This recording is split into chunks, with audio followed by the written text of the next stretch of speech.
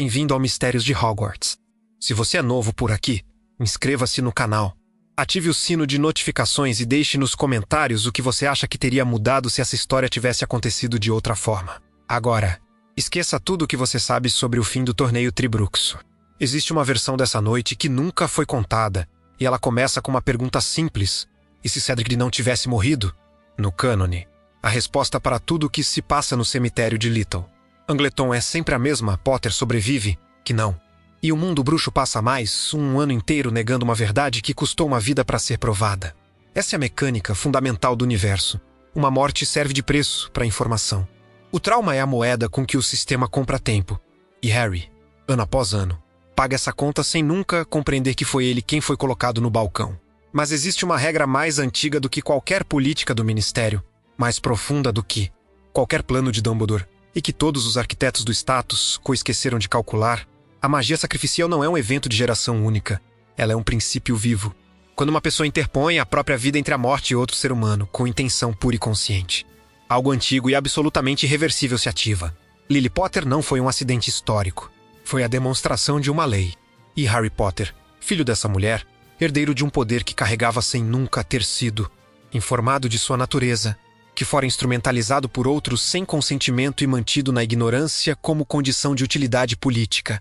Estava prestes a ativar essa lei de novo, no mesmo cemitério, contra a mesma facção. Pela razão mais simples que existe, porque deixar alguém morrer quando você pode impedir não é aceitável. O que muda nesta história não é apenas o fato de que Cedric respira ao final da noite. O que muda é o que Harry faz com essa sobrevivência. E o que ele faz? Transforma cada instituição do mundo bruxo britânico permanentemente. Porque quando um instrumento descobre que é uma pessoa com direitos, com recursos e com clareza suficiente para usar o sistema contra si mesmo, não há mais como de volo a condição anterior. Para entender por que a sobrevivência de Cedric é tão politicamente explosiva, é preciso primeiro entender o que o mundo bruxo britânico de 1995 realmente é, e não o que parece ser em sua superfície de tradições, cerimônias e declarações de proteção. O Ministério da Magia não é uma instituição de governança. É um mecanismo de gestão da percepção. Cornelius Fudge não chegou ao poder por competência administrativa ou visão política. Chegou porque era palatável, previsível e incapaz de desafiar as estruturas que o sustentavam. Seu modelo de gestão consiste inteiramente em controlar o que a população mágica britânica acredita ser verdade, e ele faz isso com uma eficiência considerável, desde que os fatos inconvenientes não tenham testemunhas vivas e credenciadas. Dumbledore, por outro lado, não é a antítese desse sistema. É o seu polo oposto com o mesmo vício estrutural, o monopólio da informação. O diretor de Hogwarts construiu décadas de influência política, moral e estratégica sobre uma premissa única, raramente examinada em voz alta. Ele decide quem sabe o quê e quando. A Ordem da Fênix existe sob seus termos. Os planos de guerra existem sob sua supervisão. E Harry Potter, a peça central de toda a estratégia de longo prazo de Dumbledore, existe sob uma ignorância cuidadosamente cultivada que o mantém dependente. Dirigível e, em última análise, descartável dentro da lógica de um sacrifício que Dumbledore já havia calculado como necessário antes de Harry completar um ano de vida. É dentro desse sistema de duplo monopólio, Fudge controlando a narrativa pública e Dumbledore controlando o fluxo privado de informação, que Cedric deveria ter morrido. E é precisamente porque não morreu que ambos os sistemas entram em colapso simultâneo. Porque a morte de Cedric no cânone cumpria uma função que vai além do luto, ela isolava o testemunho. Um sobrevivente sozinho, adolescente, sem recursos legais, sem suporte institucional e historicamente descredibilizado é controlável. 2 sobreviventes, sendo um deles um herói popular sem histórico de controvérsia, filho de um pai respeitado, campeão de torneio por mérito, não são. O sistema nunca havia calculado essa possibilidade. E quando 2 testemunhas cruzam o portal da Taça de Fogo de volta a Hogwarts naquela noite, o relógio do mundo bruxo como ele sempre existiu começa, silenciosamente, a contar em direção a 0. O cemitério de Little Angleton era exatamente como Harry o havia visto em sonhos ao longo daquele ano. O cheiro de terra úmida, a escuridão densa interrompida apenas pela luz fria da lua, as lápides irregulares como dentes quebrados emergindo do solo. Ele reconheceu tudo antes que qualquer coisa acontecesse e esse reconhecimento menos aquele segundo de clareza que no cânone serviu apenas para alimentar o terror menos a que fez algo diferente, ativou os reflexos. Os meses sob tutela do falso Alastor Moody haviam feito algo involuntariamente útil, haviam transformado Harry em um lutador de reação rápida. treinado para o duelo antes que ele soubesse que estava sendo preparado para algo específico. Quando Pettigrew emergiu da escuridão com a criatura embrulhada nos braços, quando a varinha foi levantada e a sentença foi pronunciada. Quando a Avada Kedavra começou a tomar forma no ar como uma intenção de apagamento absoluto, Harry não pensou. Ele agiu, interpôs o próprio corpo entre a maldição e Cedric com a única coisa que havia dentro dele naquele instante. A recusa total de aceitar mais, uma morte que ele poderia ter impedido. O mecanismo que se ativou não foi produto de treinamento. Foi o mesmo que Lily Potter ativara 14 anos antes naquele quarto em Godric's Hollow. A magia sacrificial ancestral não exige fórmula nem varinha. Exige apenas intenção pura, consciência do custo e a escolha feita sem condição. A Avada Kedavra deflect. Harry foi lançado ao chão com força suficiente para perder a consciência por alguns segundos. Cedric permaneceu de pé, com a respiração acelerada e os olhos fixos no outro garoto caído na terra. Incapaz de processar o que havia acontecido, Voldemort ressurgiu mesmo assim. O ritual usou o sangue de Harry, coletado enquanto ele estava inconsciente, a carne de Pettigrew, o osso do pai. O resultado foi idêntico ao do cânone em termos físicos. Lord Voldemort voltou a ter um corpo. A diferença fundamental não estava no que aconteceu no cemitério, mas no que os dois garotos carregavam consigo quando a taça de fogo os trouxe de volta. Cedric Diggory respirava. E Harry Potter, ao abrir os olhos no chão frio de Hogwarts, sabia exatamente o que ia fazer com isso. Naquela noite em Hogwarts, enquanto Dumbledore, Snape e Minerva, McGonagall se movimentavam em torno dos dois garotos com a urgência contida de quem tenta ao mesmo tempo cuidar e controlar. Harry observou tudo com uma frieza que ele mesmo não reconheceu como sua Cedric estava vivo. Esse fato era inegável, verificável, testemunhado por centenas de pessoas no pátio da escola. Mas o que Harry via não era alívio. O que ele via era evidência. Evidência de que a morte de Cedric no universo que havia sido construído ao redor dele não tinha sido necessidade. Tinha sido negligência sistematizada. A negligência de um sistema que sabia do torneio sendo manipulado e não agiu. A negligência de um diretor que usava a escola e seus estudantes como peças de uma estratégia que ele nunca colocou em votação. A negligência de um ministério que aprovava eventos de altíssimo risco para menores de idade sem fiscalização real. E a negligência específica e pessoal de cada adulto que, sabendo ou suspeitando de irregularidades, havia escolhido manter a boca fechada para não complicar estruturas que os beneficiavam. Harry pensou em seus pais. Pensou em Sirius, que naquele momento ainda vivia encarcerado em Azkaban por um crime que não havia cometido, preso por um sistema que havia decidido que o processo formal era inconveniente. Pensou nos 11 anos passados em um quarto de despejo, em uma tutela que o Ministério da Magia havia aprovado implicitamente porque era mais fácil do que verificar. E pensou, com uma clareza que não era raiva, mas era mais permanente do que a raiva, que a única coisa que todos esses fatos tinham em comum era que dependiam de sua ignorância para continuar funcionando. Não seria uma decisão emocional, não seria vingança. Seria a metodologia. Antes que Dumbledore terminasse de organizar as palavras para a primeira de muitas conversas nas quais tentaria redirecionar o foco de Harry para a ameaça de Voldemort, já havia decidido, na manhã seguinte, antes de qualquer reunião, antes de qualquer orientação não solicitada, ele iria a Gringotts. Precisava saber o que era seu. Precisava saber o que havia sido mantido longe de seu conhecimento. Precisava, acima de tudo, entender a extensão real do que havia sido feito a ele sob o disfarce benevolente de proteção. Os Goblins de Gringotts não tinham lealdades humanas. Esse era um fato amplamente conhecido no mundo bruxo, frequentemente mencionado como uma característica suspeita de uma espécie que os bruxos nunca haviam tratado como igual, mas que na manhã seguinte ao encerramento do torneio Tribruxo se revelou como o único mecanismo genuinamente neutro disponível a Harry Potter. Ele entrou no banco com Cedric, que havia concordado em acompanhar, depois de uma conversa na madrugada em que ambos perceberam que a solidez do que vinham fazer dependia de uma segunda testemunha.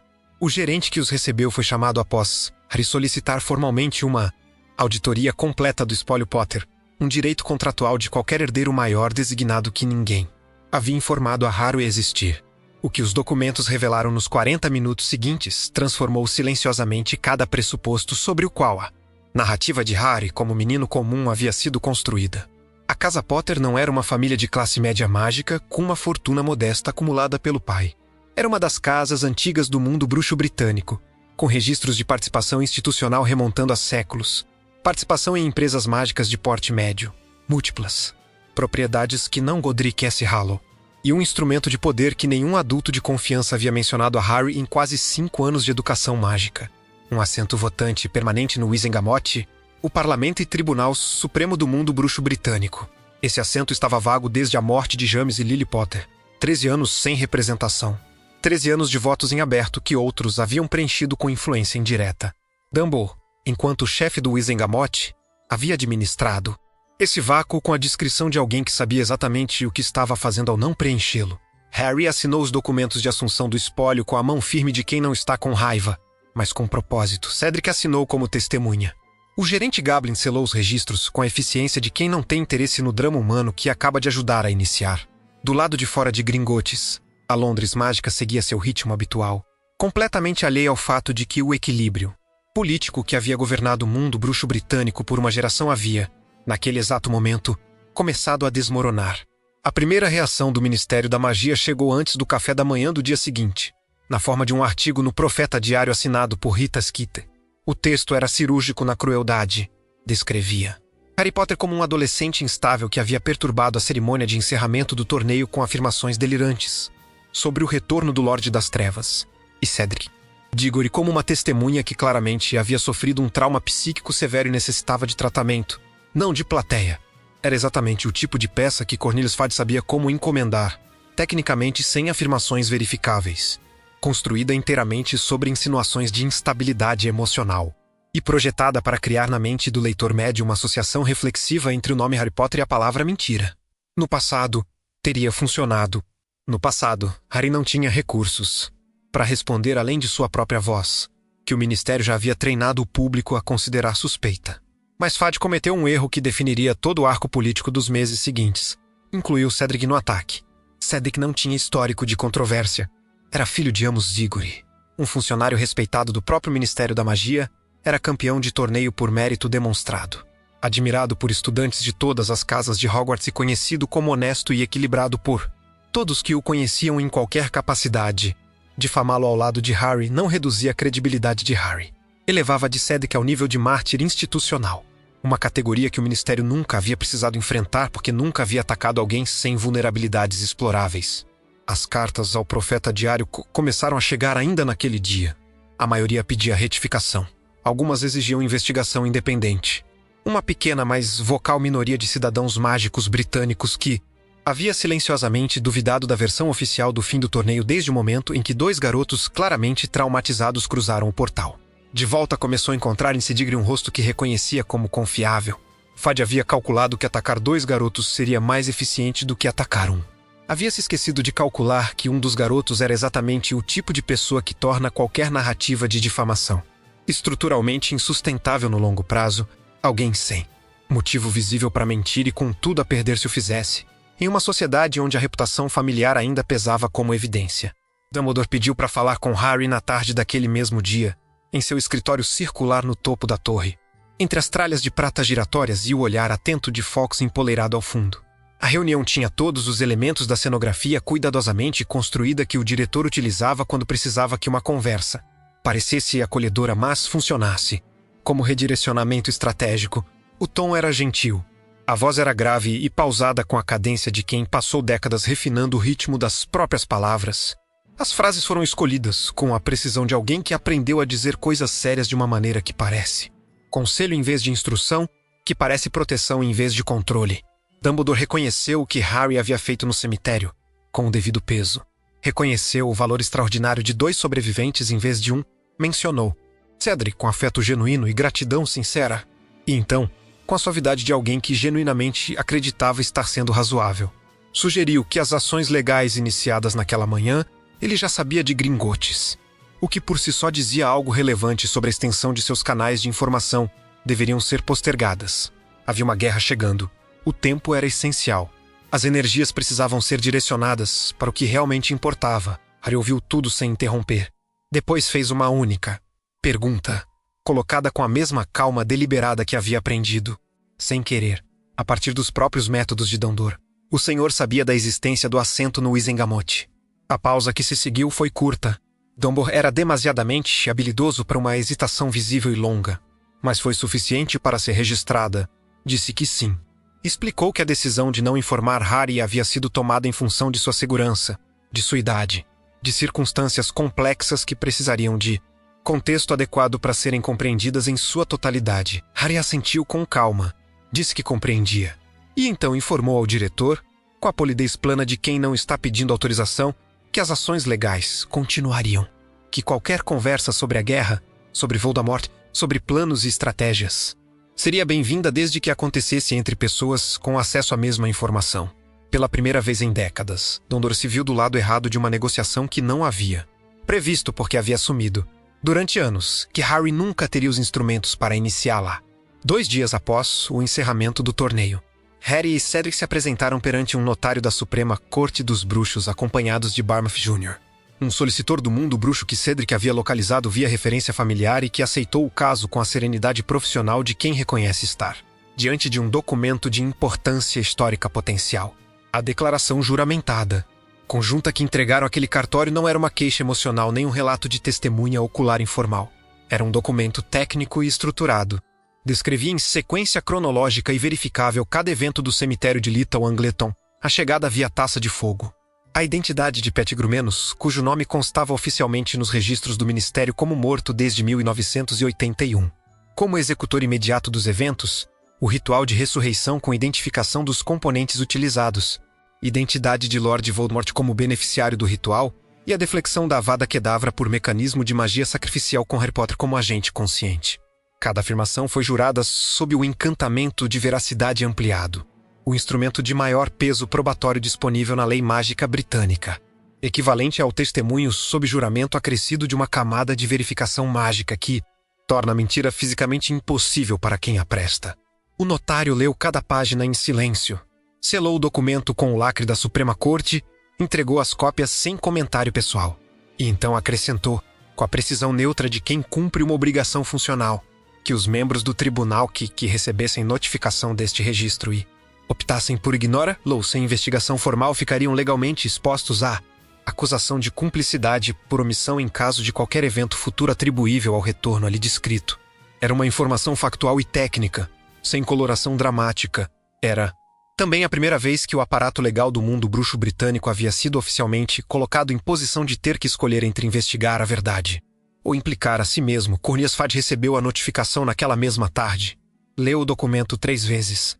Chamou seus assessores jurídicos e compreendeu, pela primeira vez desde que 2 garotos haviam cruzado o portal da Taça de Fogo, que o problema que enfrentava não era mais gerenciável pelos métodos que o haviam sustentado no poder até então. Rita Skeeter havia construído sua carreira inteira sobre uma premissa simples e eficiente. As pessoas que faziam notícia raramente entendiam como a notícia funcionava, e essa ignorância era a matéria-prima de seu ofício. Ela escolhia o ângulo, controlava a narrativa e determinava quais detalhes importavam e quais desapareciam entre um parágrafo e o seguinte. Havia feito isso com Harry durante o próprio torneio, transformando um garoto em uma história e a história em um produto. De prateleira, havia pressuposto que poderia fazer o mesmo agora, com material ainda mais rico, o escolhido que havia sobrevivido ao retorno do Lorde das Trevas. O herói traumatizado, a fonte inesgotável de emoção pública. A diferença era que Harry havia estudado cada artigo que ela escrevera sobre ele.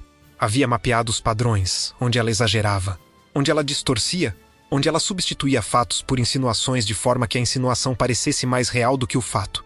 E havia percebido que Skeeter não era o problema, era um canal, e canais podiam ser utilizados. O encontro que Harry solicitou aconteceu em uma sala neutra, com o solicitor presente e as condições negociadas com antecedência por escrito.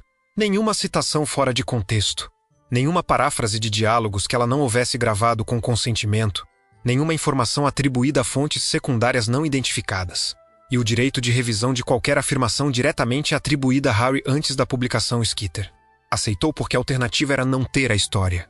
E a história que Harry lhe ofereceu era exatamente o tipo que vendia jornais independentemente. De qual narrativa o Ministério preferia, a declaração juramentada era registro público da Suprema Corte. O assento no Wizengamot havia sido formalmente assumido por herdeiro vivo, e Cedric Diggory estava disponível para confirmar cada detalhe em entrevista separada com as mesmas condições contratuais. O artigo que Skeeter publicou 3 dias depois era mais contido, mais técnico e mais cuidadoso com a linguagem do que seu estilo habitual comportava. Mas era irrefutável precisamente porque Harry havia entregado apenas fatos verificáveis e 0 afirmações passíveis de contestação emocional. Fudge poderia disputar interpretações. Não poderia disputar um documento selado pela Suprema Corte com 2 nomes juramentados sob encantamento de veracidade ampliado. As consequências começaram a se acumular com a velocidade silenciosa das coisas que ninguém vê acontecer até que já estejam completas e irreversíveis. A base política de Fad não desmoronou de uma vez. De forma espetacular e visível, erosionou membros do Wizengamot que haviam votado com Ministério por conveniência durante anos, começaram a receber correspondências de constituintes pedindo esclarecimentos sobre o documento. Registrado na Suprema Corte, donos de empresas mágicas, com assento nas câmaras menores, solicitaram audiências, que Fad não conseguia agendar sem parecer, que estava deliberadamente evitando perguntas sobre o assunto. A mãe de Cedric concedeu uma entrevista ao Bruxa semanal que a equipe de comunicação do Ministério não havia previsto nem poderia ter impedido, na qual descrevia com tranquilidade doméstica o estado em que seu filho havia voltado para casa e o que ele lhe havia contado sobre o cemitério. Fato por fato, sem dramatismo, era impossível atacá-la. Dentro da Ordem da Fênix, o impacto era diferente em forma mais igualmente estrutural em consequência. Alastor Moody, o verdadeiro, que havia passado meses trancado em seu próprio baú enquanto seu duplo treinava. Harry, sem saber o resultado que estava produzindo, reconheceu abertamente em reunião que as ações de Harry eram táticas corretas. Moody havia passado décadas no Aurora fazendo o Ministério proteger-se a si mesmo em vez de proteger os cidadãos mágicos, e a metodologia que observava em Harry era precisamente a que ele mesmo teria desejado ter ferramentas para executar. 30 anos antes, outros membros da Ordem resistiram de formas diferentes. A preocupação com a segurança de Harry era genuína em muitos casos, mas funcionava objetivamente como argumento para que ele desacelerasse. Arthur Weasley ficou em silêncio na maior parte das discussões internas, o que era por si só uma posição. A rachadura que se formava na Ordem não era ideológica no sentido estrito, era sobre a autoridade, sobre quem decidia a estratégia, quem tinha acesso a qual informação e em que momento. Harry, ao agir de forma independente com recursos que Dumbledore desconhecia que ele possuía, havia demonstrado que a premissa central da Ordem menos de que a guerra seria conduzida por Dumbledore em seus próprios termos, com seus próprios instrumentos, era uma premissa que alguém havia esquecido de negociar com o instrumento em questão. A primeira sessão do Wizengamot em que Harry Potter exerceu seu assento votante durou 4 horas e meia e foi, segundo os registros da Suprema Corte, reunião com o maior número de requerimentos formais de ordem em uma única sessão em 72 anos. O tema era a proposta de criação de uma comissão independente de investigação sobre o retorno de Voldemort, apresentada por Harry como detentor de assento da Casa Potter, com Cedric como testemunha pública registrada e o solicitor ao lado como suporte técnico de procedimento. A proposta era cirurgicamente construída para ser difícil de votar contra sem parecer conivente, exigia apenas que os fatos da declaração juramentada registrada na Suprema Corte fossem investigados por um órgão presidido por um membro da própria Corte, indicado por consenso entre as casas com assento permanente, sem interferência ministerial e sem participação de membros com conflito de interesse declarado. Não afirmava que o Ministério havia mentido. Não acusava ninguém nominalmente. Exigia apenas que uma verdade alegada sob encantamento de veracidade ampliado por 2 cidadãos mágicos fosse tratada com o procedimento que a própria lei do mundo bruxo previa. Cornelius Fudge tentou 6 estratégias diferentes para bloquear a proposta.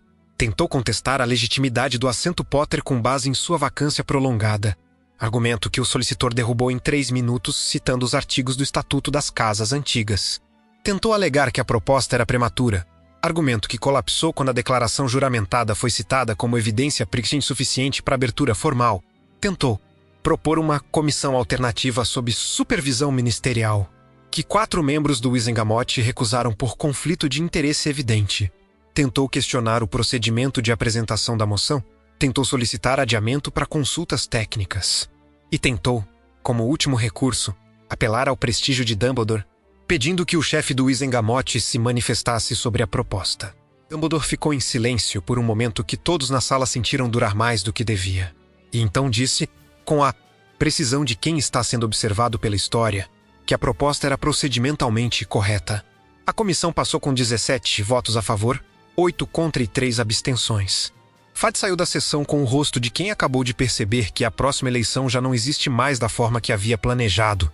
O caso de Sirius foi reaberto formalmente 43 dias após a criação da comissão, quando o solicitor de Harry apresentou ao Wizengamot evidências que Alvo Dumbledore havia possuído, verificado pessoalmente e deliberadamente não submetido aos canais legais, corretos em nenhum momento dos 13 anos anteriores.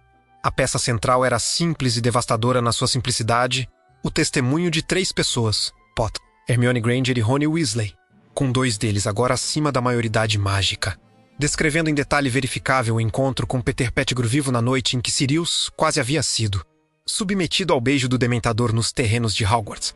Mesmo Peter Pettigrew, cujo nome constava nos registros do Ministério como morto desde 1981, cujo suposto dedo havia sido encontrado na cena do crime atribuído a Sirius e cuja morte havia servido como fundamento da condenação informal de um homem que nunca teve um julgamento formal. O mesmo Peter Pettigrew que agora aparecia com o nome completo na declaração juramentada da Suprema Corte como executor do ritual de ressurreição de Lord Voldemort. A cadeia de implicações era impossível de interromper, no meio sem que o corte parecesse deliberado.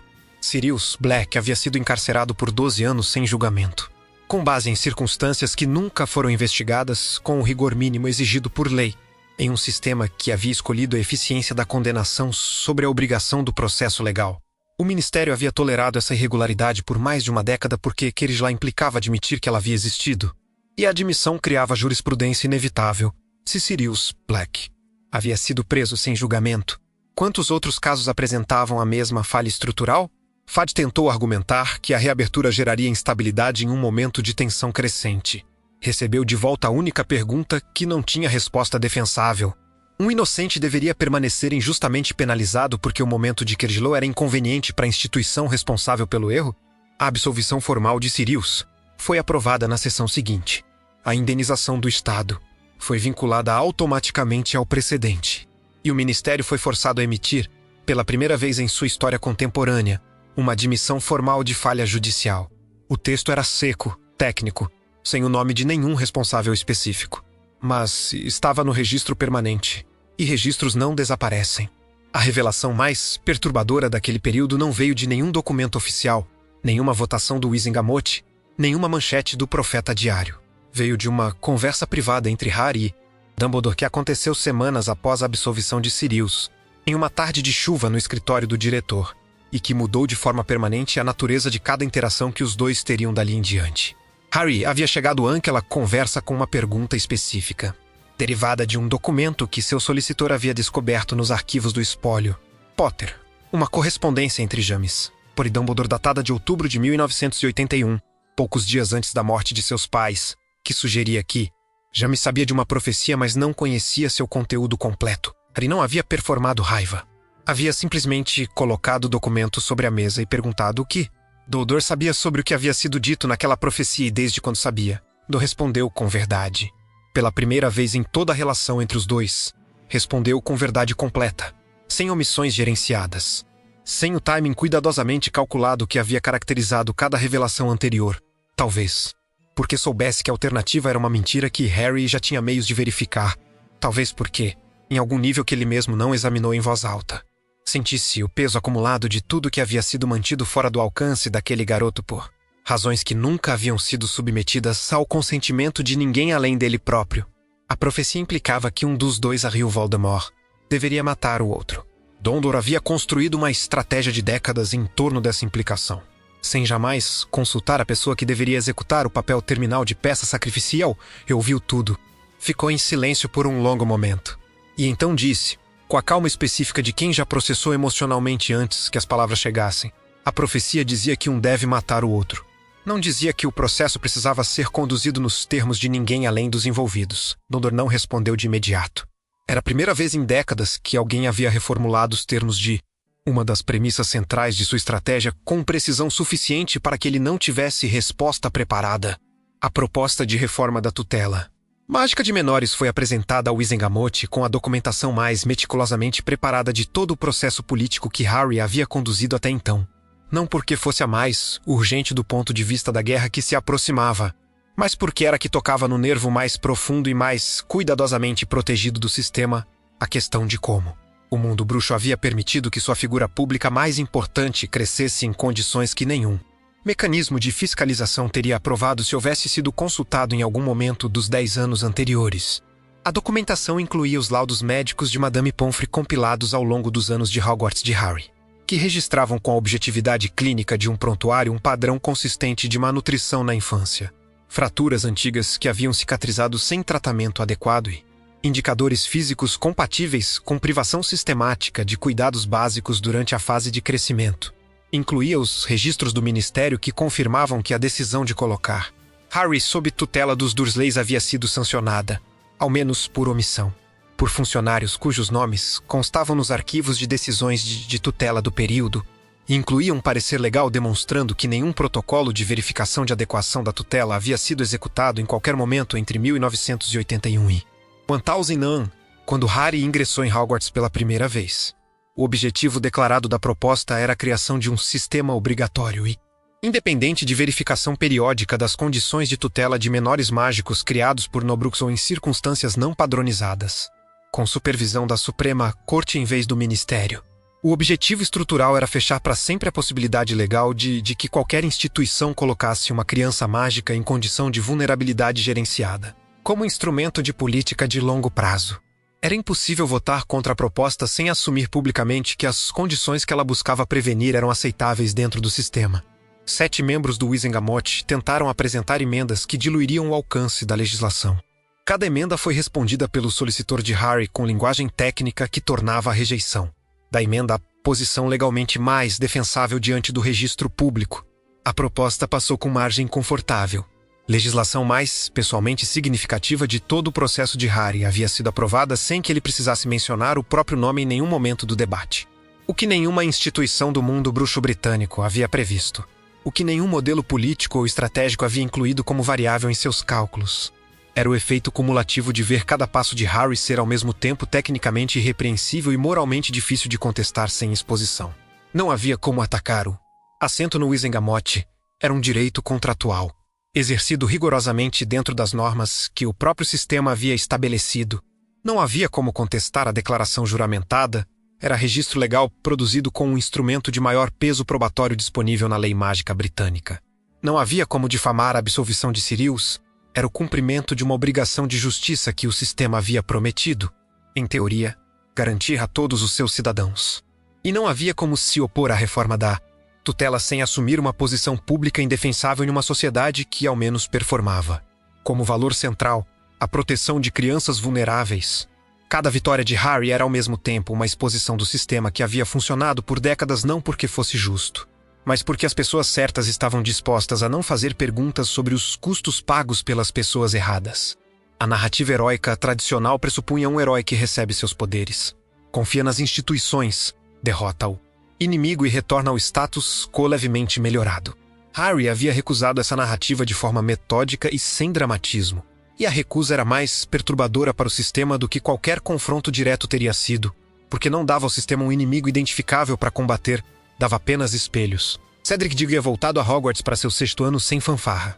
Recusou entrevistas adicionais depois da primeira, não por instrução de Harry, mas por escolha própria, depois de perceber que sua utilidade pública máxima era permanecer como evidência silenciosa e viva. Ia a aulas. Treinava quadribol, almoçava com amigos nos bancos de pedra do castelo. E por essa normalidade absoluta exercia uma pressão constante sobre qualquer tentativa de apresentar os eventos do cemitério como incertos, improváveis ou distorcidos. Porque Seguro estava ali, respirando, em uma cadeira de refeitório com uma xícara de potes na frente. E a única explicação consistente com todos os fatos disponíveis era que Potter havia dito a verdade. A Comissão Independente de Investigação sobre o Retorno de Voldemort começou seus trabalhos de forma discreta, em uma sala que antes servia como arquivo morto no subsolo da Suprema Corte.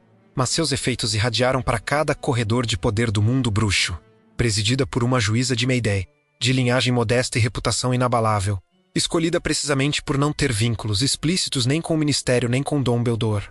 A comissão operava sob um mandato simples e devastador: verificar, com todas as ferramentas legais e mágicas disponíveis, a veracidade dos fatos descritos na declaração juramentada de Harry Sidri. Isso significava convocar funcionários do Ministério para depor sob encantamento de veracidade ampliado, requisitar registros de desaparecimentos não explicados, cruzar dados de movimentação de dementadores, examinar a papelada que sustentava a narrativa oficial de que Peter Pettigrew havia morrido em 1981. Analisar cada registro de ataque atribuído a supostos criminosos isolados e cruzar tais informações com boatos antes ignorados como irrelevantes. Em poucas semanas de trabalho, A comissão não apenas confirmou a materialidade do ritual de ressurreição de Voldemort, como encontrou inconsistências suficientes nos registros do Ministério para justificar, em qualquer outro contexto, a abertura de uma investigação por fraude documental em larga escala. Descobriu formulários preenchidos às pressas, atestados de óbitos sem corpo, relatórios de patrulha alterados depois da assinatura original, memorandos internos contraditórios sobre movimentação de dementadores nas semanas que antecederam o torneio Tribruxo. Harry acompanhava os relatórios com a frieza focada de quem vê, pela primeira vez. A estrutura que o havia usado ser obrigada a olhar para si mesma em um espelho sem enfeites. Não havia satisfação vingativa em suas respostas. Havia perguntas: o que será feito com isso? Que procedimentos serão criados para impedir que o Ministério possa, no futuro, declarar mortos convenientemente inimigos politicamente inconvenientes sem investigação mínima? Como serão protegidas as testemunhas que se dispuseram a contrariar a linha oficial em público? A juíza respondia com o que podia: relatórios, recomendações, votos registrados em ata. O restante caberia ao Wizengamot.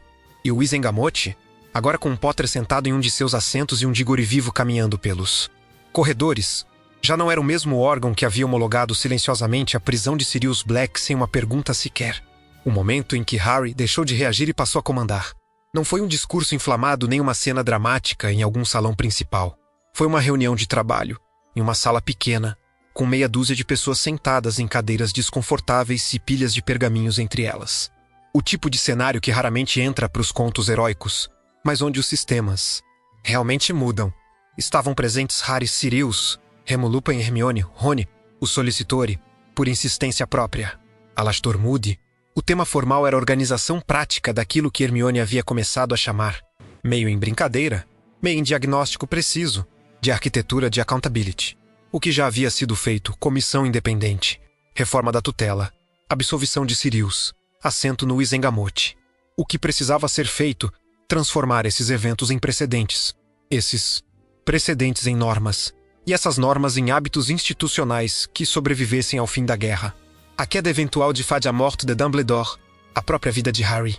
Foi nessa reunião que Harry formulou, em voz alta, o princípio que guiaria todas as decisões seguintes. Ele não poderia controlar quem ocuparia cargos depois, mas poderia tornar mais caro, em termos de custo político e legal, violar certos limites básicos do que jamais havia sido. Não era uma cruzada moral. Era engenharia. De incentivos.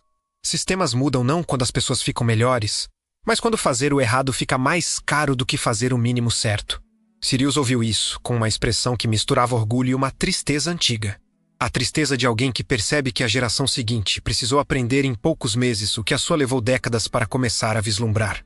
Moody assentiu sem reservas, oferecendo exemplos de casos antigos em que um simples protocolo teria salvado vidas e reputações.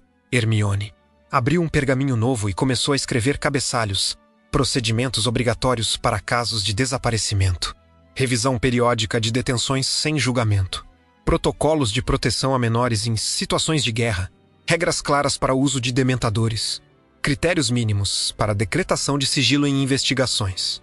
A Ordem da Fênix não tinha, até aquele momento, um plano para o dia seguinte ao fim da guerra. Dumbledore sempre havia tratado a vitória como o ponto final. Harry, naquela sala, começou a escrever o que vinha depois. Dumbledore percebeu a mudança antes que qualquer outro. Não porque fosse particularmente atento a Harry, mas porque era particularmente atento a qualquer alteração na geometria do poder à sua volta. Sensibilidade refinada ao longo de décadas de política silenciosa e decisões tomadas em corredores discretos. Naquele verão, entre o fim do 4º ano de Harry em Hogwarts e o início do 5º, o diretor viu algo que nunca havia visto antes em toda a sua longa vida pública: o surgimento de um polo de poder que não dependia nem de um cargo formal, nem de carisma pessoal, nem de controle da informação. O que Harry estava construindo era mais difícil de mapear do que um exército, mais difícil de neutralizar do que um jornal e mais difícil de cooptar do que um ministério, um conjunto interligado de normas, precedentes e expectativas públicas que começavam a redefinir o que era considerado aceitável no mundo bruxo britânico. Dumbledore ainda era o maior bruxo vivo, ainda comandava a ordem, ainda tinha a lealdade de centenas de pessoas que confiavam nele de forma quase reflexa. Mas, pela primeira vez, percebeu que essa lealdade vinha agora condicionada a uma nova variável silenciosa: o que Harry faria. Quando sugeria uma linha de ação que ignorava procedimentos, rêmcridos, Encontrava resistência contida de pessoas que nunca haviam ousado discordar dele em voz alta e agora pediam, com educação quase constrangida, que aquilo fosse registrado de forma adequada, quando propunha manter informações em segredo que poderiam ser encaminhadas à comissão. Via olhares trocados, hesitações, perguntas cuidadosas sobre o custo disso para a credibilidade do que estavam tentando construir. Não eram rebeliões abertas, eram fricções. Atritos mínimos em engrenagens que antes giravam sem ruído. Dom Dornão se tornou inimigo de Harry. Não poderia, mesmo que quisesse, sem implodir o próprio campo. Mas também não era mais o arquiteto único de uma estratégia na qual todas as peças aceitavam seu lugar sem contestação. Pela primeira vez, precisava negociar. E negociar com alguém que entendia, em nível estrutural, a diferença entre cooperar e obedecer, entre seguir por convicção e seguir por falta de alternativa, entre ser protegido e ser gerido como recurso. Voldemort, por sua vez, reagiu ao novo cenário com a mesma mistura de arrogância e pragmatismo que sempre havia caracterizado suas decisões estratégicas. Ele não se importava com a legitimidade de instituições, com precedentes legais ou com reformas de tutela. Importava-se com duas coisas: capacidade de recrutar, capacidade de intimidar. Em um primeiro momento, o retorno de um corpo físico e a reafirmação de seu nome haviam sido suficientes para atrair antigos, comensais e novos simpatizantes. Mas à medida que a comissão independente confirmava a veracidade de sua ressurreição, algo que ele esperaria ver converter-se em pânico útil, um efeito inesperado começou a emergir. Parte da população mágica britânica, em vez de fugir para a negação ou para o desespero, começou a exigir respostas do próprio ministério sobre o que estava sendo feito. A narrativa que Voldemort havia explorado na Primeira Guerra menos a de um governo incompetente, frágil, incapaz de proteger seus cidadãos, agora enfrentava um obstáculo que não existia antes, um conjunto de reformas institucionais que, embora ainda embrionárias, mostravam a possibilidade concreta de um Estado que não se dobrava. Automaticamente é o primeiro sinal de terror. Ele ainda conseguia recrutar entre os ressentidos, entre aqueles que odiavam a ideia de qualquer limite para o exercício do próprio poder, entre os que viam em sua ideologia de pureza sanguínea uma justificativa para rancores antigos que finalmente ganhavam linguagem. Mas encontrava, com crescente frequência, famílias que antes teriam cedido ao medo e agora apontavam para o fato de que havia comissões, procedimentos, investigações em andamento, nomes, de pessoas que podiam ser responsabilizadas se nada fosse feito. O ministério, pressionado por Harry e pelos próprios relatórios da comissão, não podia mais ser tão abertamente complacente quanto fora na Primeira Guerra sem pagar um preço imediato em credibilidade e estabilidade interna. E Voldemort, pela primeira vez, começou a perceber que sua campanha de terror estava produzindo um resultado colateral incômodo, fortalecendo exatamente as estruturas que ele esperava destruir, criando um mundo em que seus métodos exigiriam custos maiores para produzir o mesmo efeito psicológico sobre a população. No 5º ano de Hogwarts, quando Dolores Umbridge foi enviada pelo Ministério para assumir, no cânone, a posição de alta inquisidora da escola, encontrou um ambiente radicalmente diferente daquele para o qual havia sido designada na linha do tempo original. A portaria educacional que a nomeava foi recebida com o mesmo verniz de respeitabilidade burocrática, com selos e assinaturas. Mas, desta vez, havia olhos treinados para ler cláusulas, identificar brechas e questionar competências. Harry já havia aprendido, em meses de convívio com cetras e juízes, a diferença entre autoridade legal e abuso de autoridade. Quando Umbridge tentou proibir discussões sobre o retorno de Voldemort em sala de aula, alegando diretrizes ministeriais vagas, recebeu de volta.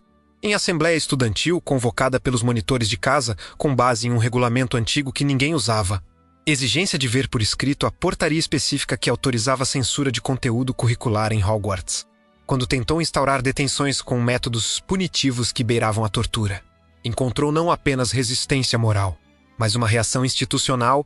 Hermione orientou um grupo de alunos a registrar formalmente as punições, com datas, horários, ferimentos e testemunhas, e encaminhá-las à comissão, que agora possuía competência acessória para investigar violações graves de direitos de menores em instituições sob supervisão do Ministério. Umbridge ainda conseguiu causar dano. Ainda escreveu com sangue as palavras que queria ver gravadas na pele de quem se opunha a ela. Mas cada ato seu produzia documentação, testemunhas, registros que não podiam ser simplesmente apagados quando o vento político mudasse. Ao contrário da linha do tempo original, em que Hogwarts foi isolada e silenciada, a Hogwarts deste universo tornou-se um nó ativo na rede de Acalmbit que Harry estava construindo, A escola não era mais apenas cenário de uma guerra travada em outros lugares. Era um campo institucional com voz própria, mesmo que ainda confusa e desorganizada. E começava a aprender a oscilar em sua própria defesa e na defesa de seus alunos. O auge da transição de Harry de peça para arquiteto ocorreu quando ele apresentou a Wizengamot uma proposta que nenhum adulto teria ousado colocar em pauta por medo de tocar em sensibilidades históricas demais. A criação de um protocolo de continuidade de governo mágico em situação de guerra. Em essência, era um conjunto de regras que estabelecia o que aconteceria se o ministro morresse. Se o chefe do Wizengamot fosse incapacitado, se a Suprema Corte perdesse membros em ataques, se Hogwarts fosse tomada ou destruída por forças hostis. Quem assumiria? Como seria escolhido? Quais decisões poderiam ser tomadas por decreto e quais exigiriam ratificação posterior? Em qualquer outro momento, a proposta teria sido vista como paranoia ou como tentativa de concentrar poder, vinda de Harry, naquele contexto específico. Foi compreendida como que era uma tentativa de impedir que a próxima crise deixasse o mundo bruxo tão vulnerável quanto estivera na primeira ascensão de Voldemort, quando a morte de meia dúzia de figuras-chave havia lançado todo o sistema no caos.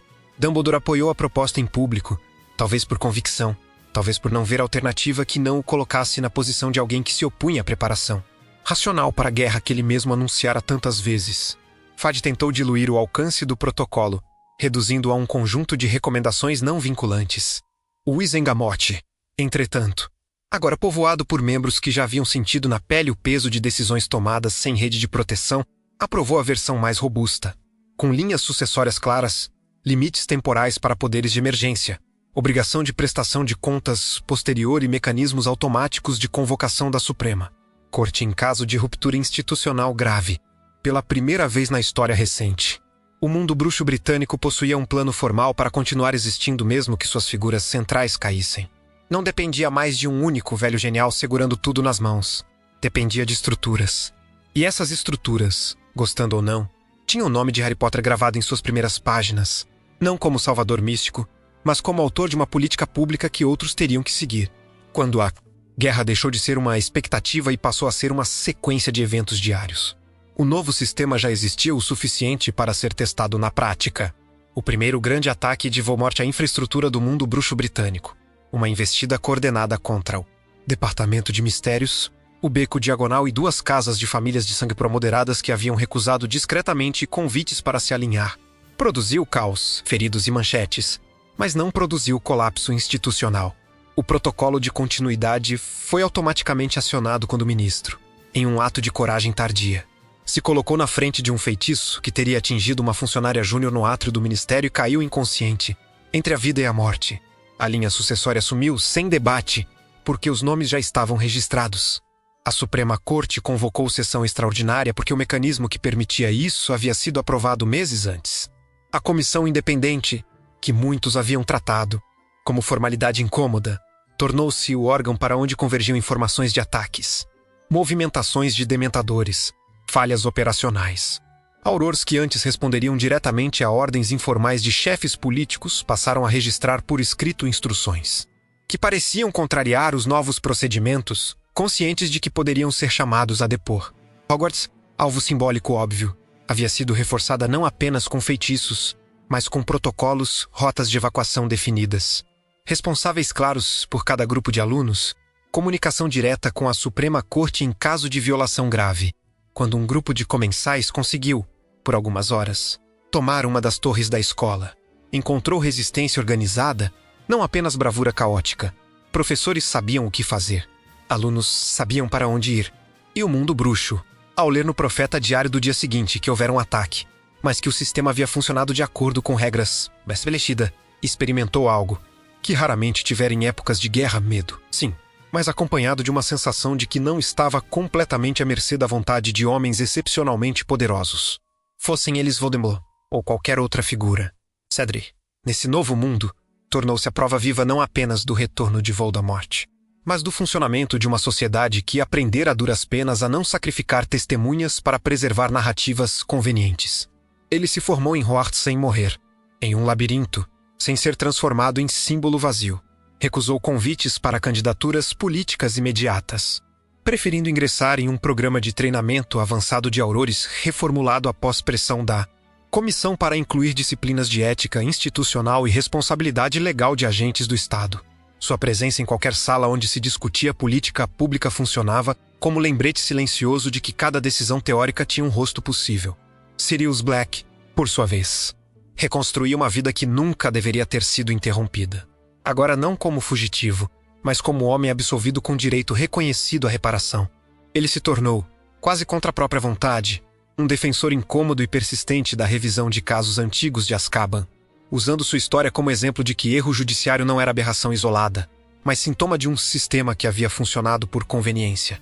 Dumbledore continuava a ser figura central na guerra contra Voldemort, mas sua relação com Harry havia se estabilizado em um equilíbrio novo, respeito mútuo, desconfiança residual e, acima de tudo, uma compreensão compartilhada de que nenhuma estratégia, por mais genial que fosse, tinha o direito de depender da ignorância de uma pessoa específica para funcionar. Voldemort ainda representava perigo real, ainda matava, ainda aterrorizava, mas agora atuava em um cenário onde cada ato seu produzia não apenas horror, mas registros, relatórios, reações institucionais. O mundo, bruxo, pela primeira vez em muito tempo, parecia capaz de mudar sem precisar reiniciar tudo após cada catástrofe. Anos depois, quando os livros de história da magia passaram a registrar a Segunda Guerra Bruxa com a distância polida de datas e nomes, a narrativa oficial tentou, em alguns trechos, reduzir Harry Potter novamente à figura confortável do herói singular que derrota o mal e salva o mundo por coragem e destino. Mas qualquer pessoa que tivesse vivido aqueles anos sabia que essa era, na melhor das hipóteses, meia-verdade. Harry havia matado Voldemort, sim, em um duelo final que preencheria páginas e páginas de relatos, ilustrações e testemunhos. Porém, o que havia transformado o mundo em algo diferente do que era antes não foi o feitiço final. Foram as audiências longas em salas abafadas, os votos registrados em atas, quase ilegíveis, as reformas de tutela aprovadas depois de discursos pouco dramáticos, as comissões que leram relatórios linha por linha. Foi a recusa persistente de um garoto em continuar sendo mantido na ignorância para que outros pudessem declarar que o protegiam. Foi a escolha deliberada de não destruir o sistema nem aceitá-lo como era, mas de ser low de dentro, usando suas próprias regras melhor do que aqueles que as haviam criado para mantê-lo fraco. O legado de Harry não era apenas a vitória sobre um bruxo das trevas. Era um mundo em que nenhum ministro poderia, sem custo imediato, mandar prender alguém sem julgamento e esperar que ninguém perguntasse por quê. Em que nenhum diretor poderia decidir sozinho o destino de uma criança e chamar isso de proteção. Em que nenhuma morte evitável poderia ser tão facilmente arquivada como o preço necessário. No fim da última página dessa história, quando as guerras já estavam em notas de rodapé e os nomes haviam virado capítulos, o que permanecia era a sensação de inevitabilidade histórica se Cedric Diggory Harry Potter deixa de ser instrumento e se torna agente. E quando um agente com memória longa, recursos legais e recusa absoluta em ser vulnerável por conveniência alheia decide que um sistema precisa mudar, o universo não volta para o lugar antigo. Se você ouviu até aqui, deixe seu comentário dizendo qual decisão de Harry você teria tomado igual ou diferente. E não esqueça de se inscrever no Mistérios de Hogwarts para mais histórias, em que o mundo bruxo descobre que o verdadeiro feitiço é a responsabilidade.